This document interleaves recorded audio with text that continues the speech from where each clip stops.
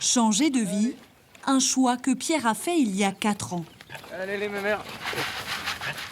Dans cet élevage en plein air, cet ancien technicien de l'environnement se forme à devenir paysan. Une reconversion qui résonne encore plus en lui depuis le début de cette crise. Je pense qu'il y a urgence aussi de se tourner vers ces nouvelles productions, vers des systèmes un peu plus simples aussi, où on se rapproche un peu plus de la nature, avec des règles moins compliquées qu'avant, avec des systèmes de ferme qui sont plus résilientes aussi, qui prennent un peu plus en compte l'environnement, la nature. Comme lui, ils sont nombreux à vouloir se tourner vers la terre. Pour certains, cette crise est un électrochoc.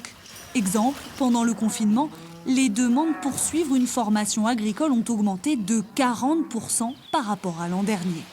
C'est une surprise parce qu'on était plutôt globalement sur une tendance à la baisse ces dernières années en vocation agricole.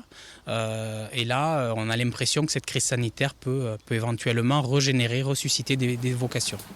Des vocations pour devenir maraîcher, éleveur.